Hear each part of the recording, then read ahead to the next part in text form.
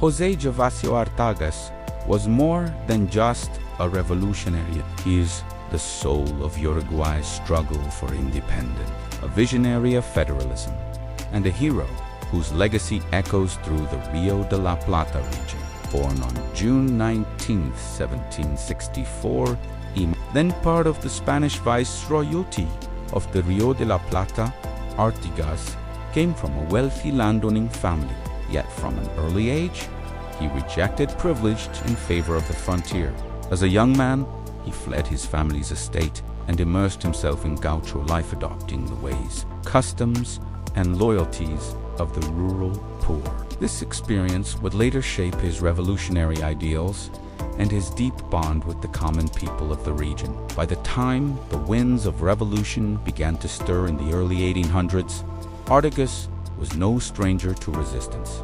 He had served in the Spanish colonial militia during the struggle against Portuguese expansion, but grew increasingly disillusioned with imperial rule. When Napoleon's invasion of Spain ignited revolutionary sentiment across Latin America, Artigas saw an opportunity not just to throw off colonial control, but to build a new kind of society rooted in equality, federalism, and justice. In 1811, Artigas formally joined the independence movement, quickly rising as the leader of a revolutionary force in the Banda Oriental Modorendayo. That year, he led his forces in the Battle of Las Pedras, a decisive victory against Spanish troops that solidified his reputation as a military strategist and folk hero. Following that triumph, Artigas and his followers laid siege to Montevideo, a key Spanish stronghold. But when Buenos Aires, the revolutionary capital, signed a truce with the Spanish without consulting him, Artigas felt betrayed. This moment marked the beginning of his lifelong tension with central authorities who sought to dominate the province. In response, Artigas retreated with thousands of followers in what would become known as the Éxodo del Pueblo Oriental, the exodus of the Eastern people. This dramatic migration of over 10,000 people, crossing rivers and plains with ox carts and livestock, was a radical act of self-determination. Artigas wasn't just fighting a colonial army. He was building a nation from below, grounded in the will of the people. During this exodus, he organized the first rudimentary form of government, redistributing land to the poor and indigenous, setting up communal structures, and promoting a radical idea for his time. That power should come from the province, not a distant elite. His vision crystallized in 1815 with the formation of the Liga Federal. League, this alliance of 6 provinces from what is now Uruguay and Argentina embraced Artigas's federalist ideals and broke from Buenos Aires' centralized authority. The Federal League established its own government, flying the tricolor flag of blue, white, and red colors that still wave in Uruguay's national banner today. Under Artigas's leadership, the League enacted some of the most progressive policies in the Americas: land reform, protections for native communities, limits on the power of the clergy, and the redistribution of wealth away from the elite and toward the common people. He believed in what he called the Artiguista doctrine, a political philosophy centered on autonomy, republicanism, and justice. At the time when most independence movements were led by elites who merely sought to replace European rulers with local oligarchs, Artigas was unique. He stood for the disenfranchised, the Gauchos, indigenous peoples, freed slaves, and rural poor.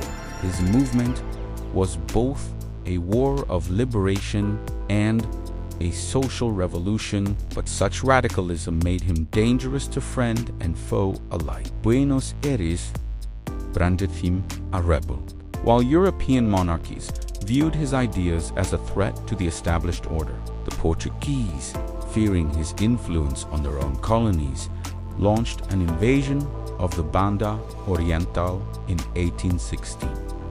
Despite fierce resistance, Artigas' forces were gradually overwhelmed. In 1820, he suffered a major defeat at the Battle of Tacuarembó. With his federal league in collapse and his allies turning against him, Artigas went into exile in Paraguay.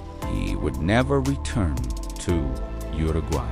For the next 3 decades, he lived in near obscurity under the protection of Paraguay's dictator José Gaspar Rodríguez de Francia. Yet even in exile, he remained a symbol of resistance. He refused offers to return under foreign terms and rejected any title or pension that compromised his ideals. Artigas died in 1850 at the age of 86. Though his final years were quiet, his legacy only grew.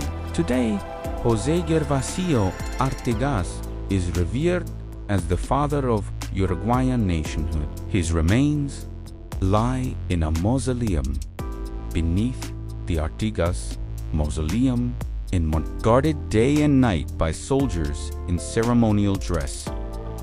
Statues of him stand not just across Uruguay, but throughout Latin America. His face is on the currency. His name is on schools, cities, and streets. But more importantly, his ideas live on. Artigas' vision of a decentralized, equitable society rooted in popular sovereignty remains relevant in a world still grappling with the balance between power and justice. He imagined a Latin America united not by conquest, but by cooperation, a place where provinces had voice, where the poor had land, and where indigenous nations had dignity. In this way, Artigas was far ahead of his time. While many independence leaders sought merely to inherit the structures of colonial rule, Artigas wanted to tear them down and rebuild from the ground up. His fight was not just against Spain, but against inequality itself. He believed freedom meant more than waving a flag. It meant land in your hands, food on your table, and a say in how your life was governed. His life challenges the simplified stories often told about Latin American independence. It wasn't just about generals and battles. It was about the dreams of ordinary people, and Artigas, more than anyone, was their champion. His ideals influenced future generations of Latin American leaders and revolutionaries, from Federalist thinkers in Argentina to social reformers across the continent. Though his movement was ultimately suppressed, the seeds he planted never stopped growing.